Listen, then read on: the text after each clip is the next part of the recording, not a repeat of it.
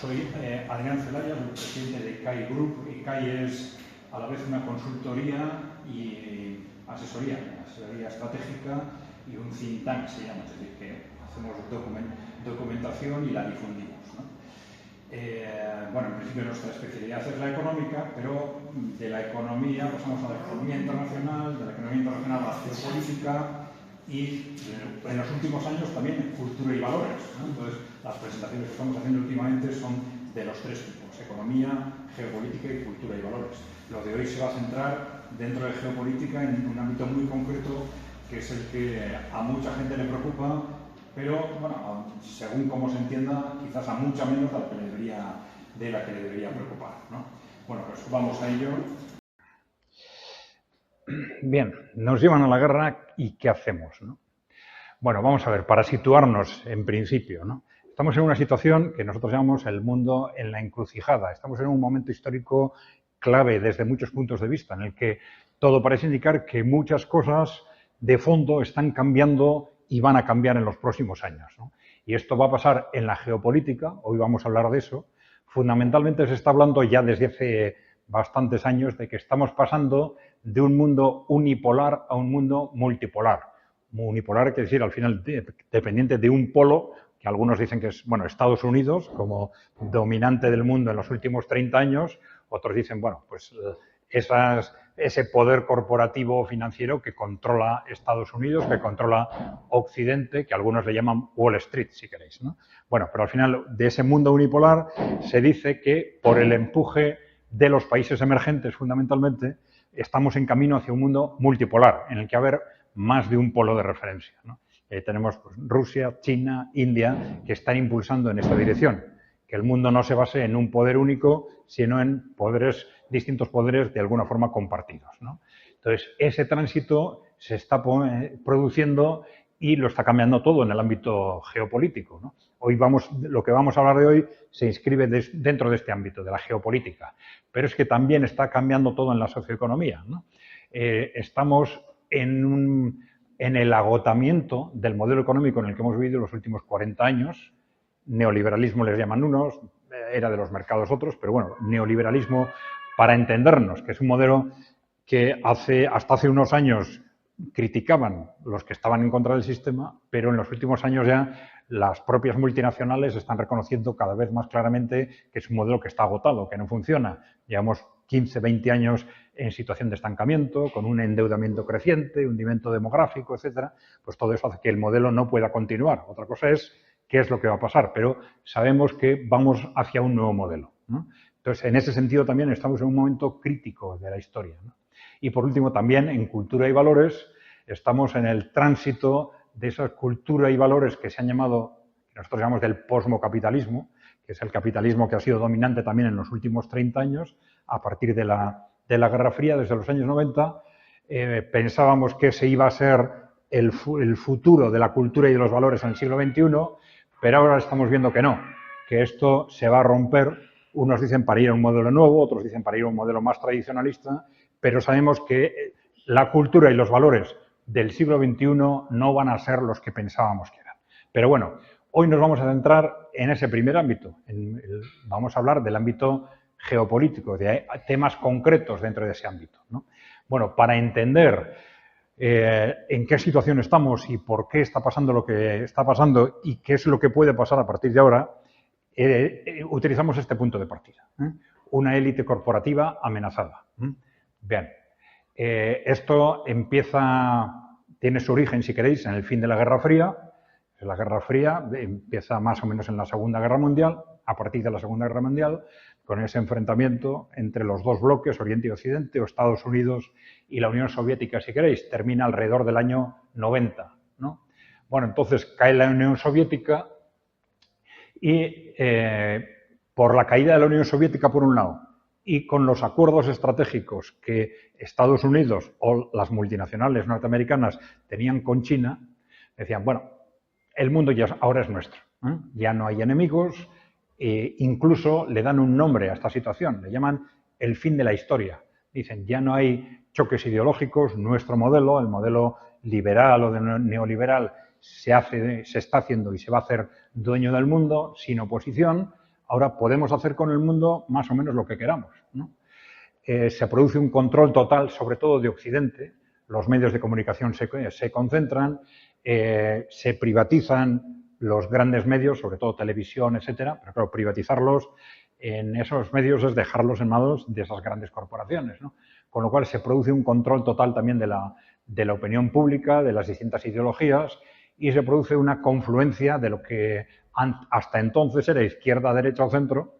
Nosotros vamos a decir que en la práctica, aunque se mantienen las palabras, desaparecen realmente la derecha, la izquierda y el centro. Esto ya sé que es ofensivo para algunas personas, pero bueno, es nuestro punto de vista. Entonces se transforman en matices dentro de los intereses de esas grandes corporaciones, pero al final, con algunos matices, las distintas corrientes mayoritarias, evidentemente, que se llaman de izquierda, derecha o centro, pues todas ellas son, de hecho, aunque digan que no, son neoliberales, están dentro de la cultura y valores que hemos mencionado antes del posmocapitalismo y se hacen atlantistas. Es decir, desde el punto de vista geopolítico, no se atreven a salir de ese marco controlado por Estados Unidos, si queréis. Bien. Tenemos El fin de la historia, es un libro que se escribe en el año 92, escrito por Fukuyama, donde se describe muy gráficamente esto. Fue un libro que tuvo una difusión enorme, pero que reflejaba la forma de pensar a partir del momento en el que cae en la Unión Soviética. La forma de pensar en Estados Unidos o en las grandes multinacionales, ¿no? Y se pone en marcha en el año 92 también lo que se llamó la doctrina Wolfowitz.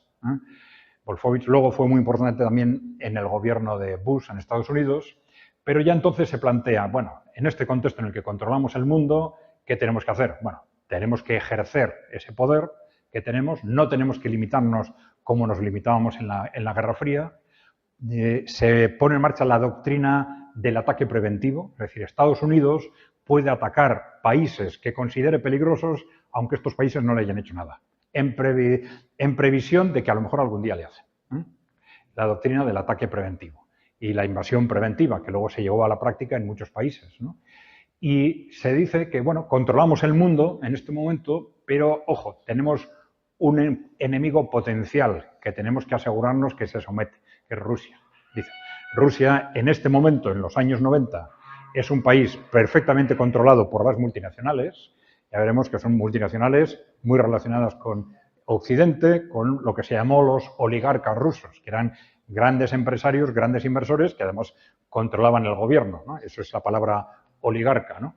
Dicen, bueno, en este momento controlamos Rusia, pero Rusia es un país muy grande, no lo controlamos del todo, porque no controlamos la población, no controlamos muchos cuadros intermedios y, por lo tanto, tenemos que asegurar cara al futuro que Rusia queda sometida. Y lo dicen claramente en esa doctrina Wolfowitz, que se hizo doctrina oficial del gobierno de Estados Unidos.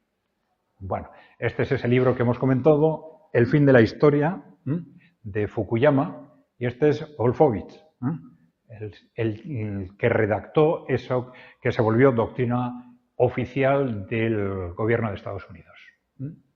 Bien, Estados Unidos es la única superpotencia, ya lo hemos dicho, hay que asegurar esto cara al futuro, se defiende el unilateralismo, esto es, Estados Unidos no tiene por qué consensuar o acordar con nadie sus estrategias, y intervención preventiva, ya lo hemos comentado. El derecho de Estados Unidos a intervenir o a atacar preventivamente países. Bien.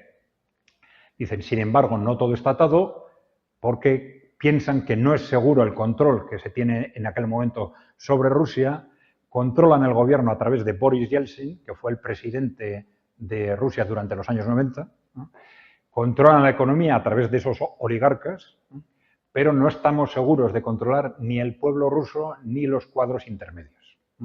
Bueno, entonces, ¿qué pasa? Bueno, empiezan a aplicar esas políticas, pero a final de los 90 hacen otras reflexiones, los think tanks norteamericanos, los think tanks alrededor del gobierno, y detectan crecientes amenazas para ese control total que pensaban que iban a tener a partir de los años 90. Este es, sobre todo, el más importante, lo que se llamó el Proyecto para el Nuevo Siglo Americano, donde se decía qué es lo que tenemos que hacer para asegurar que el siglo XXI sigue siendo un siglo controlado por Estados Unidos. Bien, este es el informe que elaboraron. Bueno, entonces, amenazas, dicen, para ese control futuro.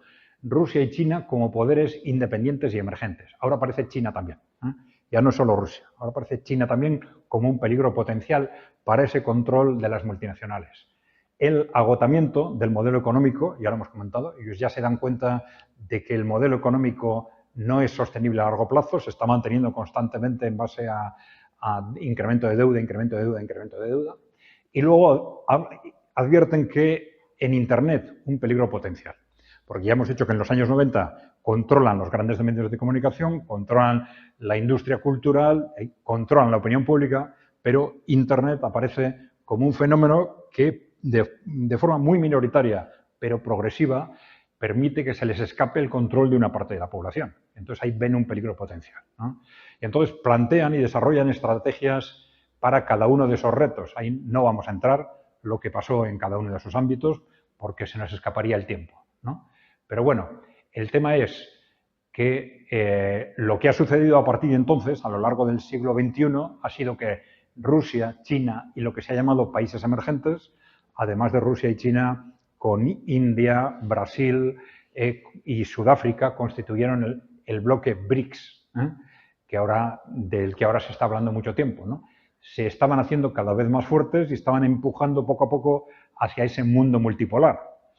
Por otro lado, el modelo económico sigue sin funcionar, ya lo hemos comentado antes. Occidente está económicamente estancado en los últimos 15 o 20 años y la deuda sigue, ¿no? La influencia de Internet crece a pesar de todas las medidas tomadas, que fueron primero poner en marcha las redes sociales, que se pusieron en marcha entre los servicios de inteligencia y algunas grandes corporaciones también, precisamente con el objetivo de controlar Internet de alguna forma, y después, en los últimos años, ya medidas de censura en las redes sociales, primero planteadas desde las propias redes sociales y en los últimos años ya desde los gobiernos. Es decir, hay un miedo cada vez mayor a la pérdida de control de la población a través de Internet. Una pérdida que al principio es una pérdida desorganizada. Es decir, la gente va a través del ordenador, va viendo opiniones distintas, eso le va de alguna forma a muchos de ellos, les va sacando del sistema, pero es una relación de una persona con el ordenador. Es decir, es una relación que no aglutina a las personas en corrientes, en proyectos comunes y tal. Entonces, al principio es es un desmarque bastante anárquico, pero que poco a poco va generando corrientes de opinión con capacidad de organización. Y ahora vamos a ver el golpe definitivo en el ámbito geopolítico, que es que cuando ellos pensaban que ya habían conseguido, después de 30 años de acoso intentando someter a Rusia, que habían conseguido que Rusia cayera en la trampa a través de la invasión de Ucrania, decían, bueno, entre que les vamos a atrapar en la guerra en Ucrania y las sanciones económicas que van a destruir su economía, pues ya está. Rusia ha caído en la trampa, vamos a acabar con ellos. ¿Qué ha pasado? Pues que Rusia está ganando la guerra. Entonces, todo este contexto, si queréis, se está situando a esa élite corporativa que controla Occidente en una situación de pánico, porque están viendo en peligro su propio futuro, ya no de futuro económico o futuro político, sino su propio futuro personal. Vamos a hablar algo de esto también. Bueno, frente a esa situación de pánico, estas élites tienen dos opciones. La primera es negociar y recolocarse en ese mundo multipolar, y la otra es no aceptar ese nuevo contexto y eso supone la guerra. No aceptar un mundo que está evolucionando de forma natural hacia ese contexto multipolar supone enfrentarse o a Rusia o a China a través de una guerra europea, mundial. Bien. Bueno, entonces la cuestión es ¿por qué nos llevan a la guerra? Algo que hace 3 o 4 años nos hubiera sonado imposible. Imposible, aunque viendo lo que estaba sucediendo en el ámbito geopolítico, era un horizonte previsible, que ya habréis oído hablar, que históricamente cuando un imperio está a punto de perder el poder se producen situaciones muy peligrosas, precisamente por eso. Bueno, entonces de alguna forma era previsible que ese choque se iba a producir en algún momento. Bueno, vamos a ver. ¿Por qué nos llevan a la guerra? Ya decimos, razón fundamental es el pánico, esa situación de pánico. Y esto salta de una forma u otra, va saltando a las noticias, que esto se expresa de una forma o de otra. Aquí tenéis, enorme peligro para la OTAN. Ahí se dice, la OTAN está en peligro. Por lo que está pasando en Ucrania, por la prevista ya victoria de Rusia en Ucrania. Ahí se habla de la OTAN. Macron advierte muerte de Europa. Aquí habla es Europa la que está en peligro. Europa en peligro mortal, dice aquí Macron. Europa. Bueno, Macron advierte de que Europa puede morir si no crea su propio sistema de defensa. Bueno, propone poner las armas nucleares francesas al servicio de defensa europea, una Europa amenazada. Bueno, militares de la OTAN ya están en Ucrania, Scholz rearma a Alemania con la vuelta del servicio militar obligatorio, Scholz llama a la producción masiva de armas, el primer ministro polaco Tusk reconoce la presencia de soldados de la OTAN en Ucrania. Llevamos un año y medio de una escalada continua, ya no entre Ucrania y Rusia, sino en la implicación de los países de la OTAN en el enfrentamiento con Rusia. Una escalada continua que todo el mundo sabe que va a terminar, si se sigue en la misma dirección, va a terminar en un enfrentamiento directo entre los países de la OTAN y Rusia. Eso es una guerra europea, una guerra continental o una guerra mundial, evidentemente. Bien. Decíamos el pánico. Rusia es el mayor riesgo existencial para Europa, se dice aquí. También. Von der Leyen, la guerra en Ucrania marcará para siempre el futuro de Europa.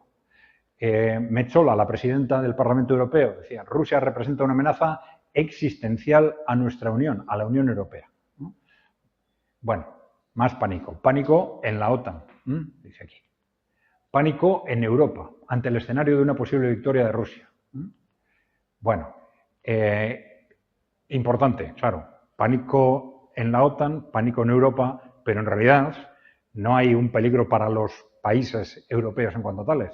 El peligro lo tienen esas élites que controlan Europa, que son las que realmente están en pánico. Es decir, si fuera una cuestión en la que lo que estuviera en juego fuese Ucrania, ¿qué pasa con el territorio de Ucrania? Pues evidentemente nadie se arriesgaría, vamos a una guerra mundial, que si vamos a una guerra mundial entre potencias nucleares, casi seguro que se vuelve guerra nuclear en algún momento. No se haría. Si pensáramos en los intereses de los ciudadanos, de ninguna forma, ¿no? Entonces, si ese pánico existe, no es un pánico de los países europeos, es un pánico de esas élites que piensan que la victoria de Rusia en la guerra supone el avance definitivo de ese mundo multipolar, un salto adelante de esa influencia política e ideológica de Rusia, que ya es muy alta en Europa, y, en definitiva, una amenaza muy directa para su propio poder. El poder, ya lo hemos dicho antes, sobre el conjunto del mundo en principio, pero también en Europa y en Estados Unidos. Vale. Bueno, vamos a explicar esto de dónde viene esa amenaza rusa. Ya hemos dicho que ya antes de que Putin llegara al poder, en los años 90, ya estaban previendo que Rusia era una amenaza potencial. Bueno, aquí tenéis, ahí falta la primera línea. Bueno, Putin tiene una evolución curiosa, incluso en las fotos veis cómo su imagen es totalmente distinta, ¿no? De funcionario gris a líder carismático. Bueno, es un tema curioso, pero bueno. Cuando llega Putin al poder en el año 2000, por hecho, ya termina esa década de los 90 con Yeltsin, en la que para Rusia es un auténtico desastre, un hundimiento económico, social, total, ¿no? Entonces se plantean, no es Putin, se habla de la revolución Putin, pero detrás de Putin había sectores del ejército, sectores de los servicios de inteligencias, cuadros de la administración, sindicatos, etcétera, ¿no? Entonces, el primer objetivo es echar del poder y someter a esos oligarcas, esos grandes inversores o grandes propietarios de multinacionales que controlaban el poder político y que estaban aliados con Occidente. Entonces, el primer objetivo es echarles del poder. Y eso es lo que hacen durante varios años, con una semiguerra civil bastante tensa, claro. Segundo objetivo, estabilizar la economía. Esto lo consiguieron bastante bien, porque la economía rusa empezó a crecer con una media del 4% anual hasta el año 2015 aproximadamente, cuando empiezan las sanciones occidentales, ¿no? Y también, muy importante, prepararse frente a ese esperado ataque de Occidente. Ellos dicen, hombre, si Occidente ya desconfiaba de nosotros en los 90, pensaba que éramos un peligro potencial, encima estamos echando del poder y metiendo en la cárcel a las élites corporativas, en cuanto puedan, van a venir contra nosotros. Entonces dicen, bueno, vamos a prepararnos para ese esperado ataque. Lo primero es recomponer y fortalecer el ejército. Segundo, romper la estrategia de Occidente en los países musulmanes. Ya hemos dicho que a finales del siglo XX, si recordáis, ya en las nuevas estrategias se dice, ahora los enemigos son Rusia y China, hay que someterlos. Y ahí las estrategias que se plantean, fundamentalmente, esto es un poco raro y se ha discutido mucho el por qué es, pero la estrategia que se aprobó era no atacar directamente a Rusia y China, que son potencias nucleares, sino ir a por los países musulmanes. Los países musulmanes autónomos, independientes, y luego, a partir de los países musulmanes, desestabilizar Rusia y China a través de sus regiones musulmanas, que son muy importantes, tanto en el sur de Rusia como en el oeste de China, ¿no? Entonces, lo plantean así. Bueno, hay muchas, no vamos a entrar ahí el por qué se aprueba esa estrategia, pero se aprobó. Y además se mencionan países concretos que se pretendía invadir y destruir. Se habla de Afganistán, de Irak, de Siria, de Libia, de Irán. Y esto es lo que fueron haciendo, una vez con un pretexto, otra con otro. Acabaron destruyendo Afganistán, destruyendo Irak, destruyendo Libia, también destruyendo, pero no dominando Siria. ¿Qué pasó en Siria? Pues la intervención rusa. Rusia intervino en Siria y consiguió, con unos recursos y con un esfuerzo limitado, pero consiguió neutralizar a Occidente y consiguió mantener a Siria como un poder autónomo, aunque eso sí, el país ya estaba destruido, ¿no? Pero bueno, de esa forma rompieron esa estrategia de Occidente con respecto a los países musulmanes. Y eso ya en sí mismo era otra razón de peso para, evidentemente, considerar a Rusia como un enemigo a batir a toda costa. Y luego ir construyendo alianzas. Primero una alianza estratégica con China a partir del año 2012, ya lo vamos a ver, cuando el actual presidente Xi Jinping, el presidente de China, Xi Jinping, llega al poder. Entonces, a partir de ese momento se empieza a tejer esa alianza muy directa entre China y Rusia. Luego, con China y Rusia conforman lo que hemos comentado antes, esa organización de los BRICS, con India, Brasil, Sudáfrica, que luego se ha ido expandiendo a otros países emergentes y en desarrollo. Bien, de esta forma se empiezan a compartir lo que se ha llamado estrategias anticorporativas, que nacen en Rusia con Putin a partir del año 2000, en China con Xi Jinping a partir del año 2012. El punto de partida es distinto, porque China tenía, creo que no sé si lo hemos comentado, un pacto estratégico en el Partido Comunista con las multinacionales occidentales que fue muy importante para el desarrollo industrial de China, que China lo aprovechó muy bien. Las multinacionales se beneficiaron pues, con mercados nuevos y mano de obra barata, fundamentalmente, ¿no? Pero ya había tendencias internas dentro de China crecientes que decían, bueno, está muy bien lo que hemos hecho aprovechando esos acuerdos, pero ojo, hay que limitar el poder de las grandes corporaciones, de las multinacionales. Y esto se empieza a llevar a la práctica cuando Xi Jinping llega al poder en 2012. Y entonces se dan cuenta de que sus estrategias y las de la Rusia de Putin coinciden perfectamente. Limitar el poder de las grandes corporaciones dentro de Rusia y dentro de China y, de alguna forma, abordar estrategias anticorporativas en el conjunto del mundo a través de ese proyecto de mundo multipolar.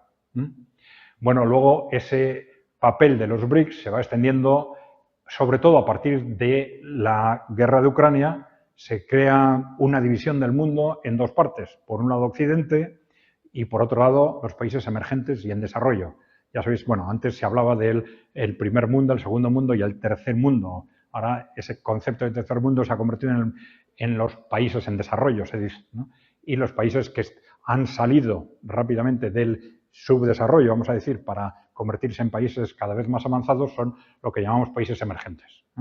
Bien, entonces, en el 2022, la gran mayoría de los países emergentes y en desarrollo apuestan a favor de los BRICS, con lo cual se rompe, de alguna forma el mundo se divide en dos, Occidente y sus aliados por un lado, y los países emergentes y en desarrollo por el otro. Esto ha sido muy importante. Y los BRICS está creciendo muy rápidamente. Ahora son ya 10 miembros con alrededor de 40, 50 peticiones que seguramente o este año o el año siguiente se concretarán a través de una organización un poco distinta, ya han dicho. Bueno, esto quiere reflejar ese concepto de una revolución antioligárquica, que es el fondo del proceso, de esa eso que llaman revolución Putin, ¿no? Esta es la imagen de Putin y los que están detrás son oligarcas, de los que quitó del poder, ¿no? Bueno, como consecuencia de esa revolución antioligárquica se produjo una huida de los oligarcas de Rusia, ¿no? Bien, y esto es una forma de reflejar las transformaciones socioeconómicas que se producen en Rusia a partir de la llegada de Putin al poder, ¿no? En distintos sectores estratégicos pasó algo parecido a esto, ¿no? Este es el sector bancario donde está perfectamente medido el peso de la banca pública y la banca privada. Entonces aquí tenéis como en la Unión Soviética el 100% era público. Durante la época Yeltsin, en los 90, se produce un proceso de privatización masivo y ese proceso de privatización masivo se revierte a partir de la llegada de Putin al poder, de tal forma que ahora es cerca de un 75% que es banca pública. Pero claro, el que controla el sector bancario controla la economía. Entonces, esto es una parte fundamental a la hora de definir qué era la economía de Rusia en los años 90 y qué es lo que ha pasado con la economía de Rusia a partir de entonces. Algo similar ha pasado en los distintos sectores estratégicos, ¿eh? Armamento, aeronáutica, energía, etc. Estábamos hablando siempre de muy grandes empresas. Bien. Esto no quiere decir que ellos estén planteando volver a la Unión Soviética, pero sí al poner en marcha algunos instrumentos que para ellos son fundamentales para asegurar el control, digamos, por parte de los ciudadanos de la economía. Bien. Bueno, muy interesante para reflejar lo que esto suponía, ¿no? Khodorkovsky. Khodorkovsky era uno de estos oligarcas que se hizo con el poder en Rusia en los años 90. Este era uno de los más importantes, era el propietario, presidente de Yukos, de una gran petrolera, y en esa revolución Putin pues fue sacado del poder, luego procesado, luego encarcelado y terminó en el exilio, en Gran Bretaña, como casi todos ellos, ¿no? Bueno, aquí tenéis un libro que se escribió sobre él, ¿no? El asunto Yukos, Putin y el oligarca. Aquí le tenéis a Khodorkovsky como referente de esos oligarcas, vamos a decir, neutralizados, encarcelado, ¿no? Bueno, y esto es interesante porque es una referencia muy clara en este momento para ver cómo esos oligarcas rusos que fueron apartados del poder son nuestros oligarcas en buena parte, ¿eh?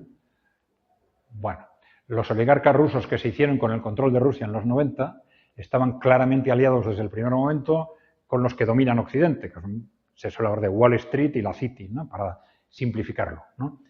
Tienen intereses compartidos y esto es muy importante en este momento. ¿Por qué? Pues porque nos está diciendo por qué el terror de Wall Street y de la City a esa influencia política e ideológica de Rusia en Occidente, ¿eh?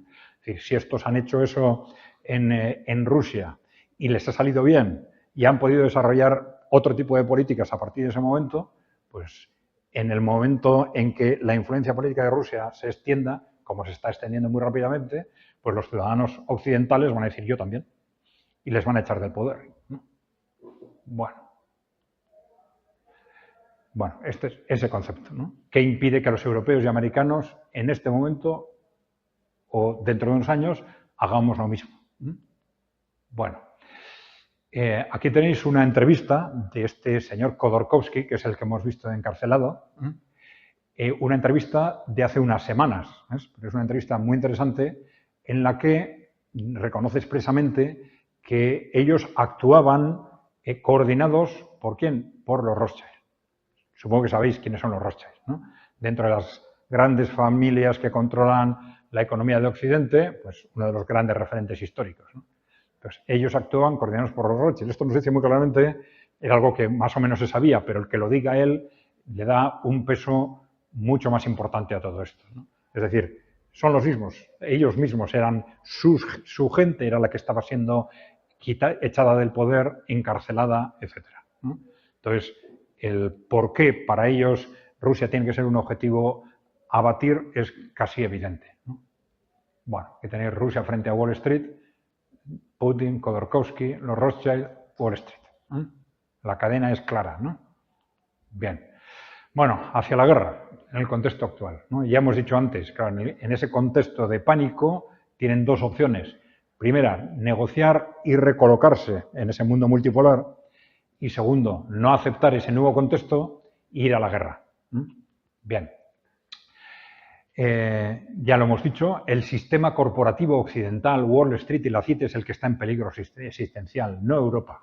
O sea, lo que tienen miedo es que una victoria de Rusia en Ucrania multiplique de alguna forma una influencia política e ideológica de Rusia que ya es muy importante.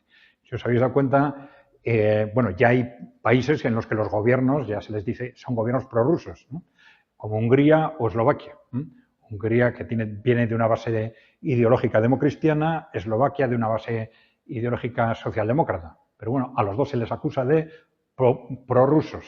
Pero es que lo mismo sucede en otros países con las distintas corrientes, digamos, populistas, ¿no? Que son populistas en los últimos años fundamentalmente populistas conservadoras, pero también cada vez más populistas de izquierda, ¿no? Como es el gobierno de Eslovaquia o el grupo político de Sara Wagenknecht, que se ha creado hace 5 meses y que han sacado un 6% aproximadamente en las elecciones. Luego lo comentaremos.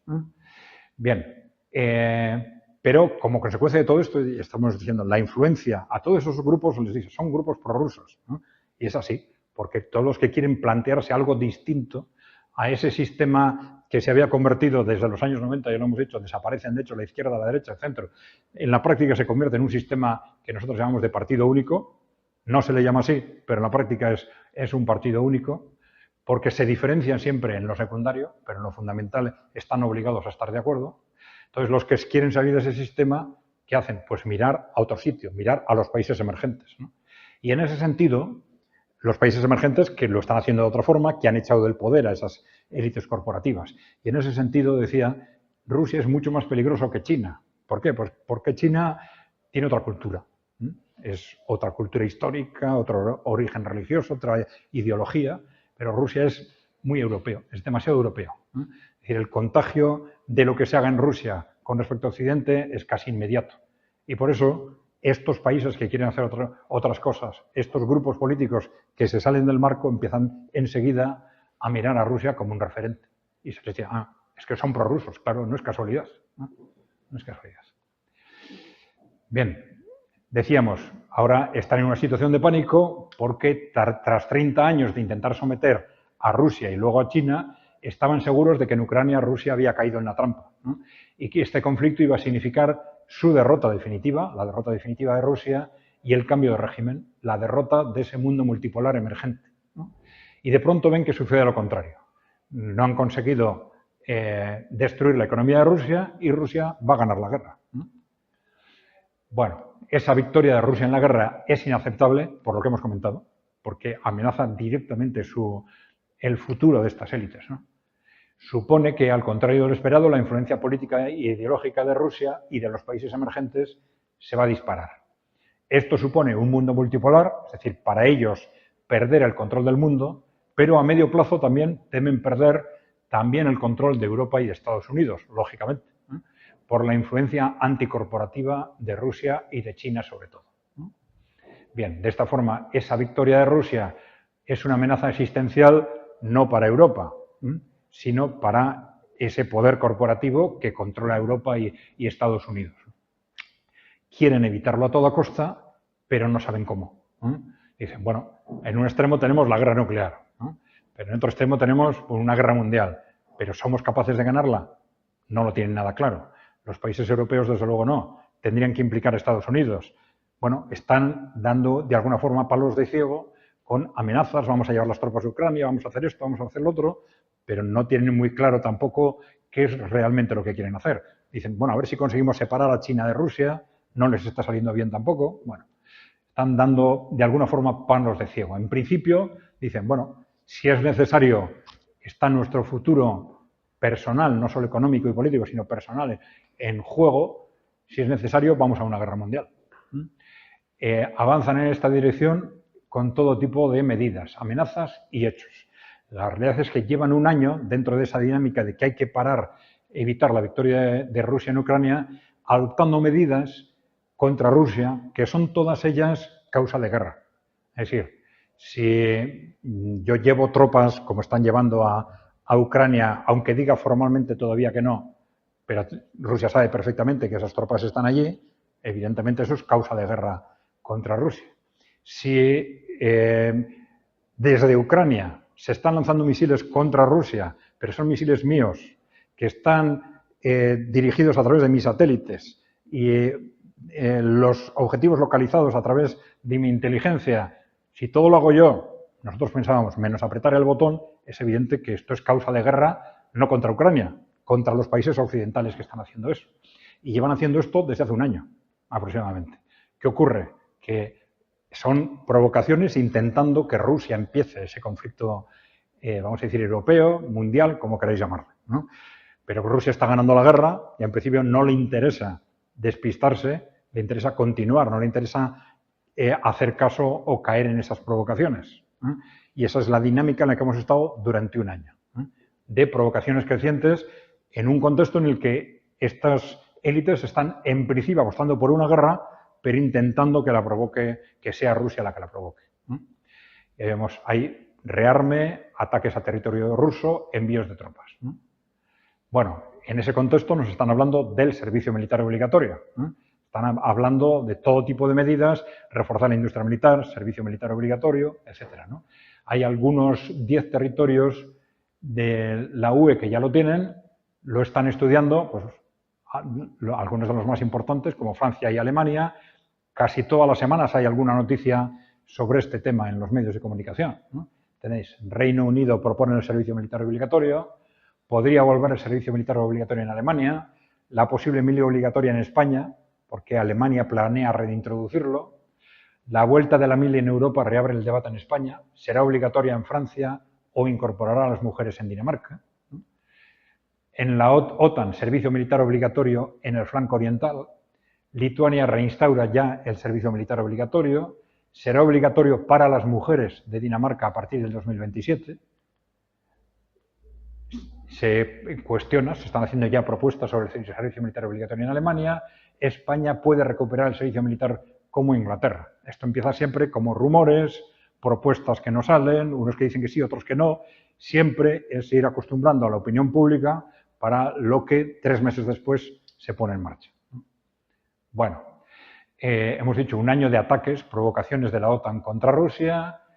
Bueno, esto es muy importante. Scholz reconoció expresamente en unas declaraciones que no solo las plataformas desde las que se lanzan los misiles contra Rusia son de la OTAN, no solo la geolocalización es de la OTAN, no solo la identificación de los objetivos es de la OTAN, sino que incluso el apretar el botón también lo hacían militares de la OTAN, ¿no? Y dijo, bueno, esto lo están haciendo los británicos y los franceses y nosotros, dijo los alemanes, no podemos hacer eso. Bueno, ahora ya están diciendo que probablemente sí, ¿no? Pero ya reconoció formalmente que lo estaban haciendo los británicos y los franceses, ¿no? Y claro, cada uno de esos ataques, ya hemos dicho, es una causa de guerra. Bueno, enfado de Londres con Scholz por airear la presencia de tropas británicas.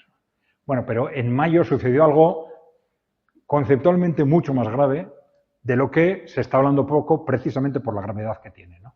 Ahí falta la primera línea, pero se produjeron 3 ataques en mayo a sistemas de alerta antinuclear de Rusia.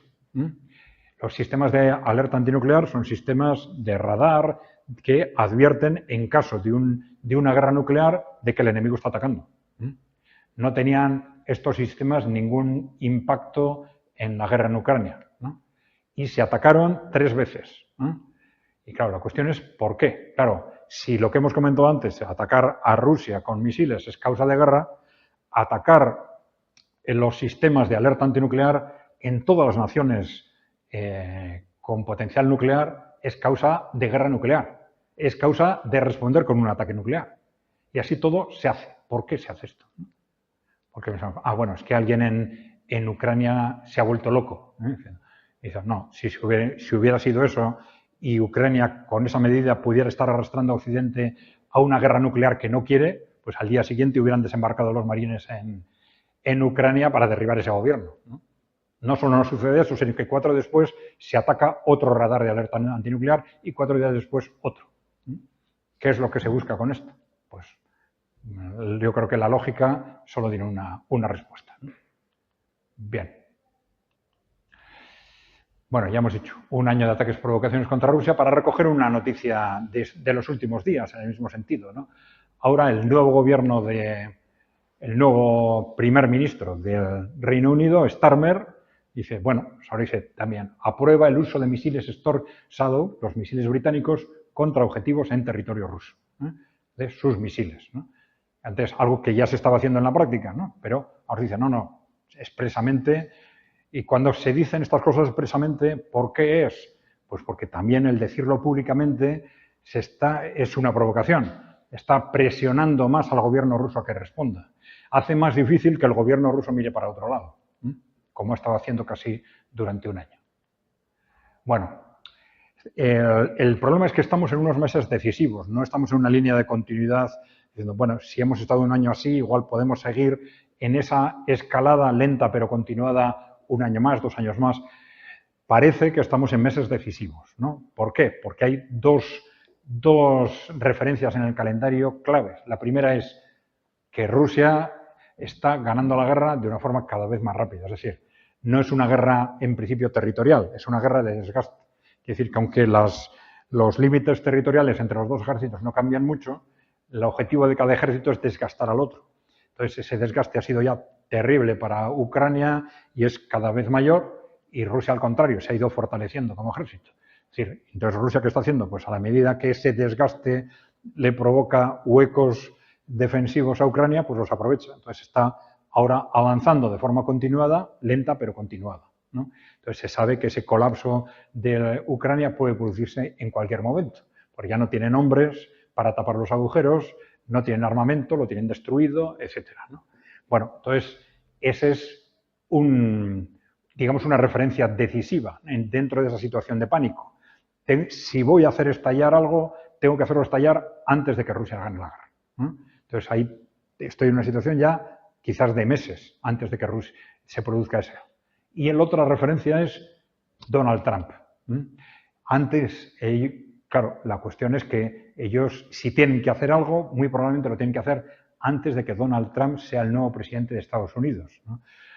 Vamos a hablar de esto, pero es un tema que plantea ciertas dudas, pero aunque aquí siempre hemos hablado fatal de Trump, pero ya sabéis que Trump tenía, desde el punto de vista geopolítico, unas teorías muy especiales. Con ese concepto del America First, de primero América, había una reflexión que decía, bueno, América se ha desgastado, en buena parte se ha destruido por comprometerse siendo el policía del mundo. Entonces tenemos que olvidarnos de ser el policía del mundo y concentrarnos en reconstruir Estados Unidos. Claro, ese concepto encaja perfectamente con esa idea del mundo multipolar. Y esa es la razón probablemente de que a nivel personal Donald Trump se haya llevado también con Putin e incluso con Xi Jinping, a pesar de esa guerra comercial que tenían con China, etcétera, ¿no? A nivel personal, ¿no? Aparentemente. Claro, luego detrás de esas estrategias de Trump había muchas contradicciones, ¿no? Y que hacen dudar hasta qué punto va a llevar a la práctica, si consigue un nuevo mandato, esas ideas, ¿no? Por ejemplo, pues que frente a esa complicidad, vamos a decir, con ese proyecto de mundo multipolar, luego estaba muy directamente enfrentado, por ejemplo, con Irán, muy cercano a las políticas de Israel, muy directamente enfrentado también con Venezuela, con entornos muy cercanos y ahora cada vez más cercanos a ese mundo multipolar, ¿no? Entonces ahí hay una contradicción muy clara. Otra, que puso también como colaboradores directos suyos a personas como Pompeo o como Bolton, que eran halcones belicistas, ¿no? Y a pesar de que muchas veces se dice, joder, es el único presidente, el primer presidente en 100 años que no ha iniciado ninguna guerra, se dijo, ¿no? A pesar de que, bueno, bla, bla, bla, es bastante bocazas, aparentemente agresivo y tal, ¿no? Pero la realidad que había detrás parecía reflejar que de alguna forma estaba siguiendo ese criterio de America First, ¿no? Bueno, detrás de esto puede haber muchas cosas. Puede haber la diferencia entre el discurso y la realidad. Hay otros factores, que es, por ejemplo, que la presidencia de Estados Unidos, a pesar de la imagen que tiene, es una presidencia muy débil, porque la administración de Estados Unidos es muy compleja, tiene muchos departamentos y agencias que formalmente obedecen al presidente, pero en la práctica dependen de grupos de interés, de grandes corporaciones, etcétera. Además, el presidente depende de los grupos de interés que le han ayudado en las elecciones, que le van a financiar las siguientes.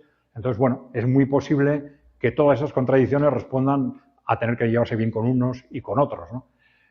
También es cierto que Donald Trump entonces era, digamos, un verso libre, un verso suelto, incluso dentro de su propio partido.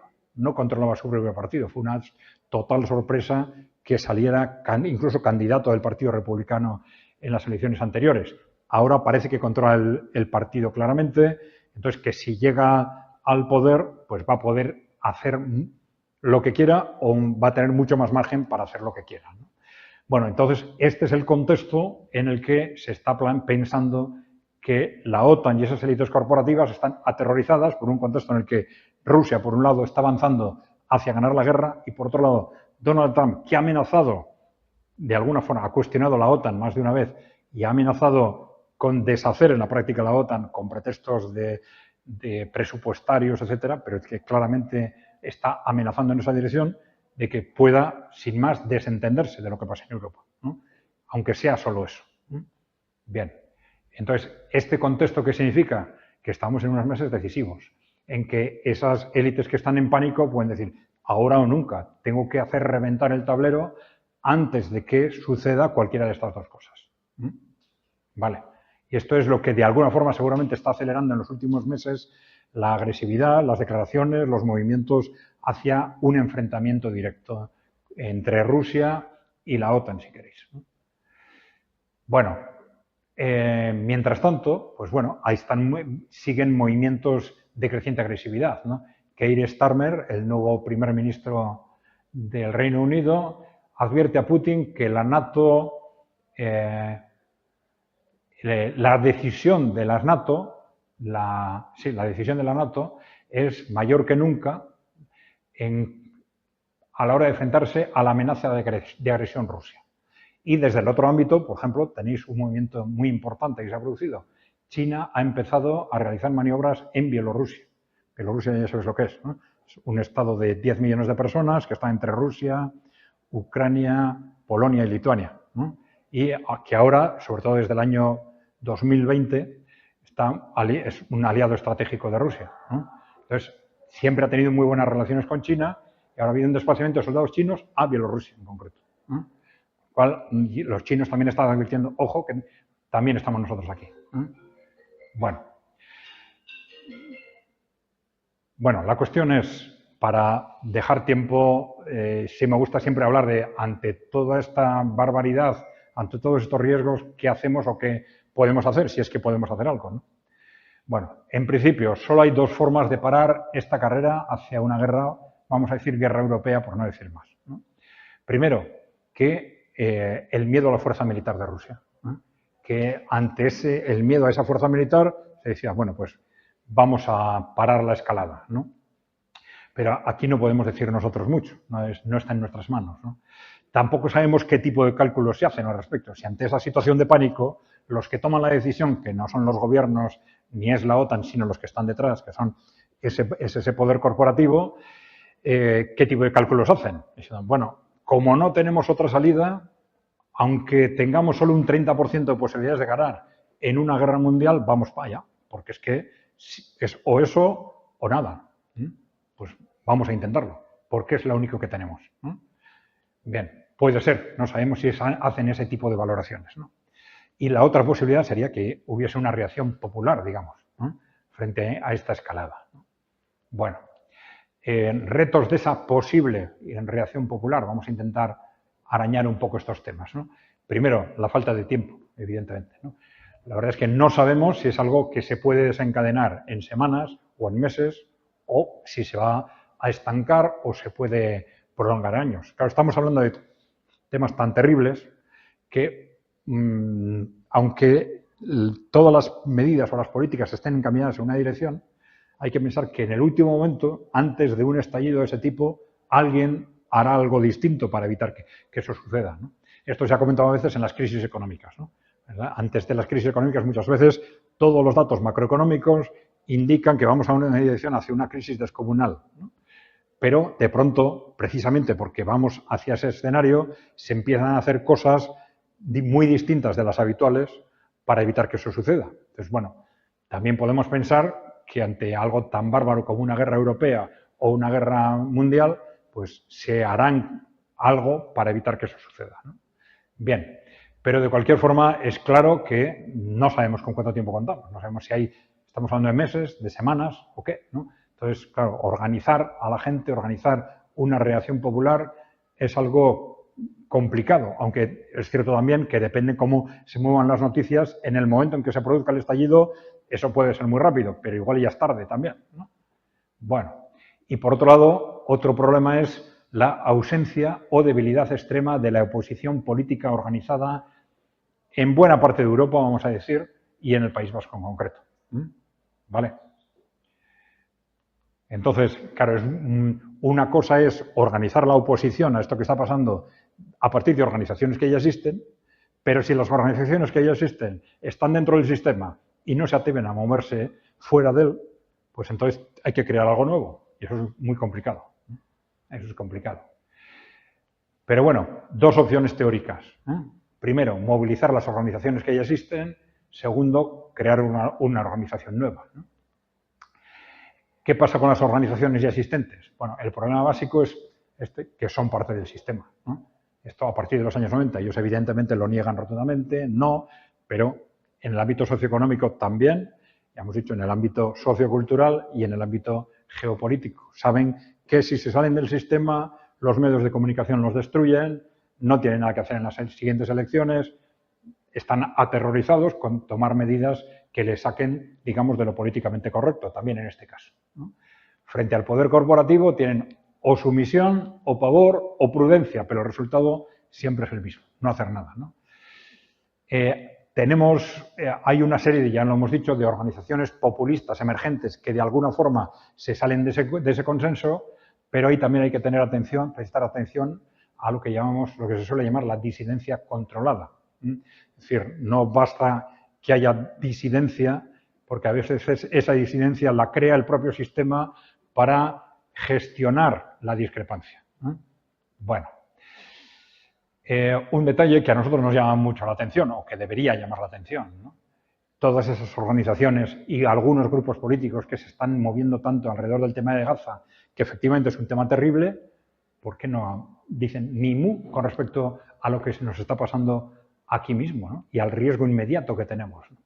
Es una pasividad sorprendente, ¿no? Pero sí es cierto que hay una tradición un tanto sospechosa, vamos a decir, entre nuestros grupos, llamémosle progresistas, ¿no? En el ámbito internacional.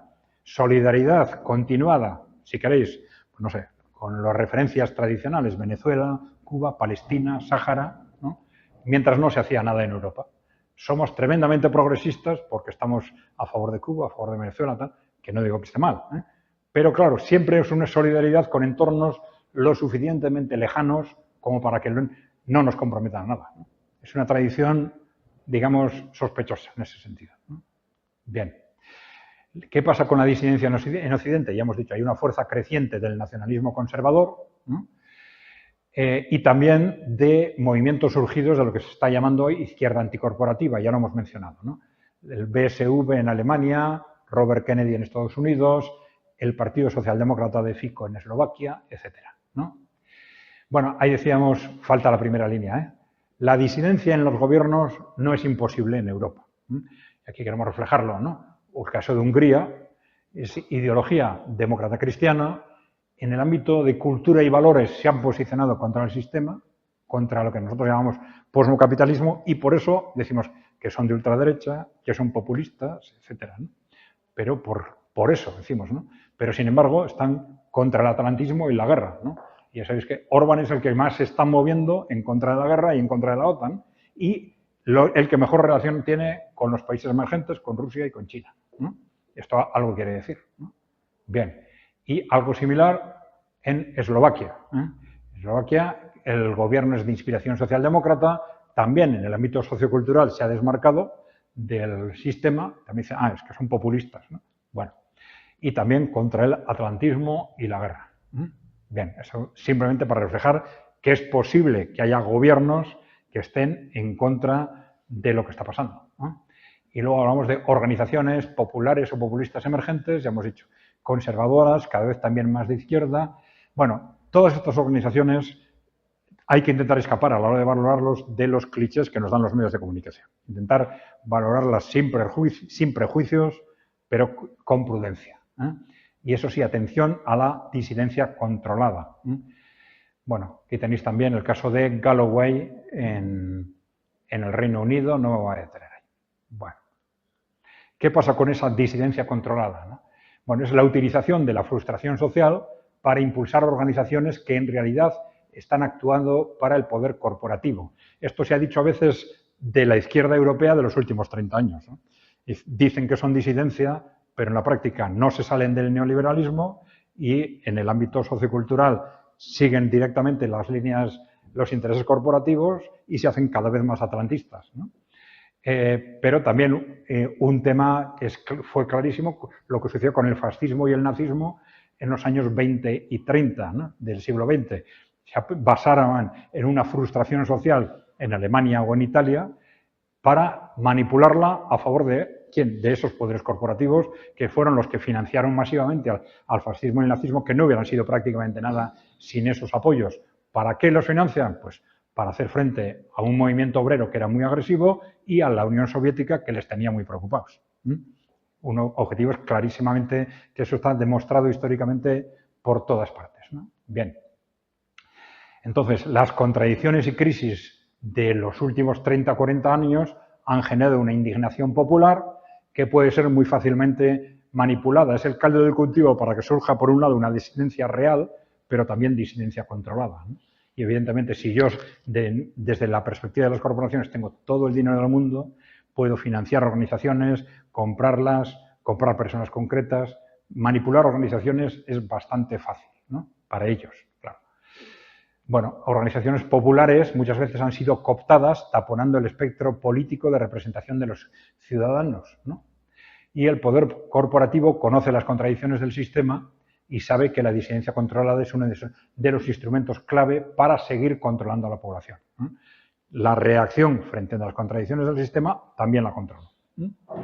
Bueno, entonces damos algunas claves para posicionarse, para que podamos diferenciar lo que es disidencia real de disidencia controlada. Por ejemplo, los partidos de masas y de cuadros.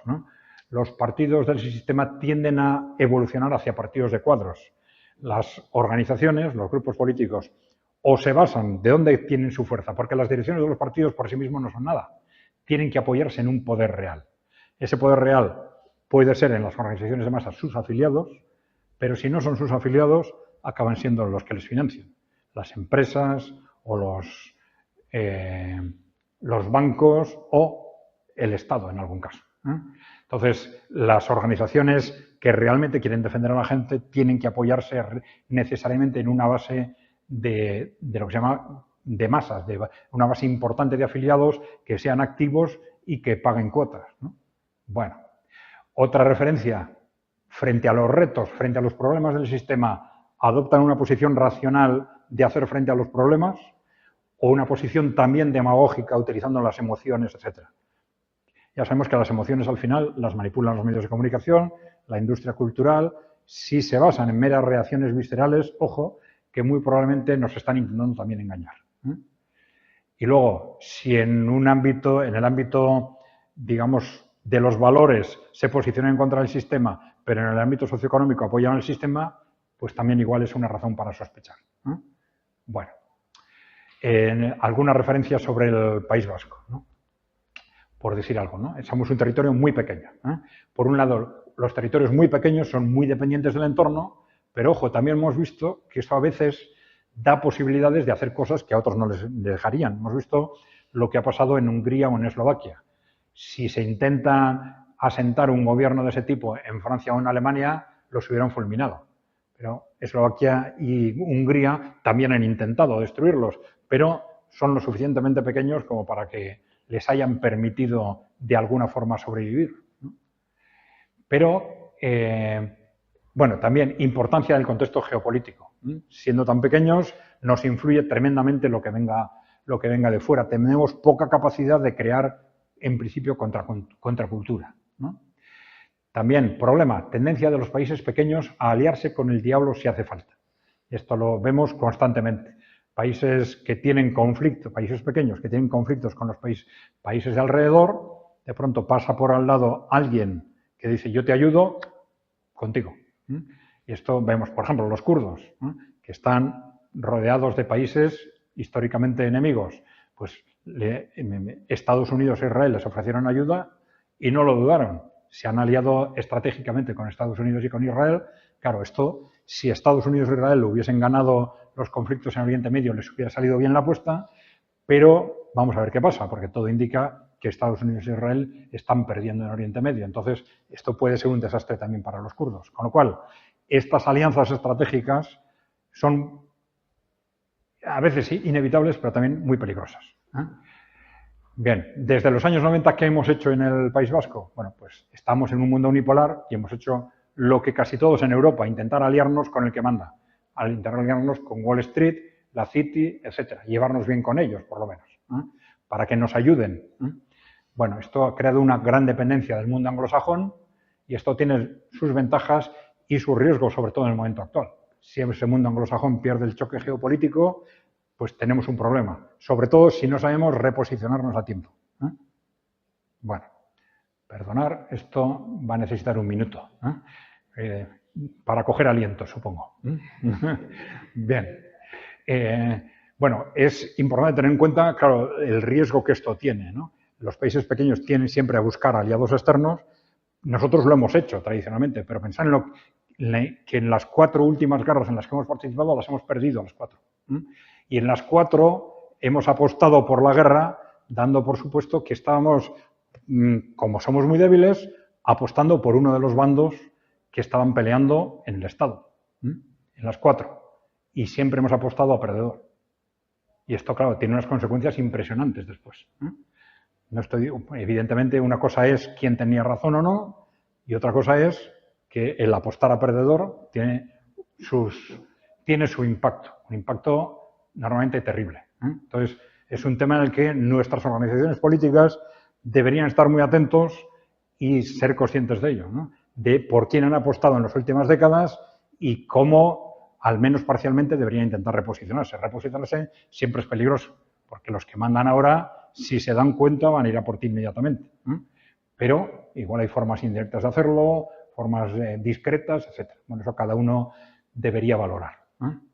Bueno, vamos a ver si nos deja pasar o necesita... no necesitaba tanto tiempo. Vamos a ver.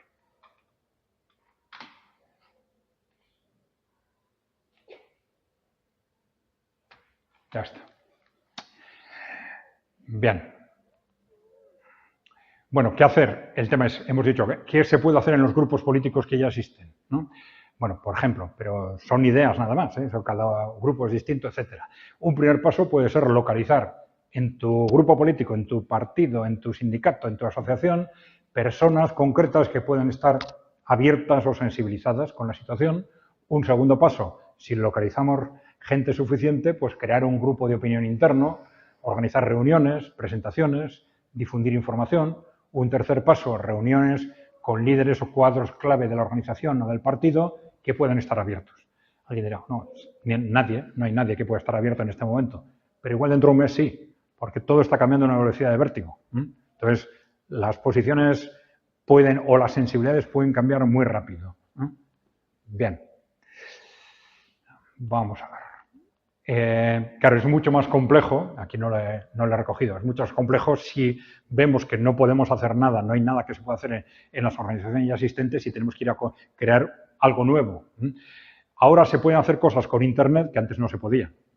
Es decir, de forma mucho más fácil, pero tiene su complejidad. Siempre hay que, de una forma u otra, localizar a otras personas, etc. Bueno, no me voy a extender más. Hacemos un boletín casi diario, si alguien está interesado en recibirlo, por Telegram o también por WhatsApp o por correo electrónico. Si queréis nos escribís a esa dirección y os lo enviamos como queráis, por WhatsApp, por correo electrónico o por Telegram. También ahora estamos dinamizando un canal en YouTube. Si os gustan los vídeos, pues buscáis EKAI Center en YouTube y nos localizáis. ¿Vale? Pues esto es todo. Eskerrik asko. Vale.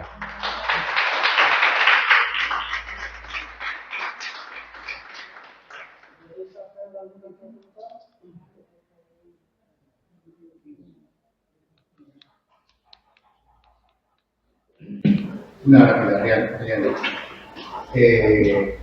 La señal, ¿no? La señal que has comentado de la participación de China en Bielorrusia. ¿No? Me parece una señal muy peligrosa. ¿De cómo están las cosas? Sí, bueno, en principio puede ser solo una señal. ¿Pero qué está transmitiendo China con eso? Pues está transmitiendo, ojo, que nosotros estamos ahí, que si el conflicto va más, podemos entrar. Podemos entrar directamente también, ¿no? Bueno, esto es algo que a muchos no nos suena de todo extraño. Los que veníamos desde hace 10 años siguiendo lo que hemos comentado antes, esa confluencia de estrategias entre China y Rusia, ¿no? No nos cabía ninguna duda de que cuando Rusia empieza la campaña en Ucrania, eso estaba ya previamente consensuado con China, absolutamente seguros, ¿no? La última visita al exterior que hizo Putin fue una semana antes, precisamente a Pekín, ¿no?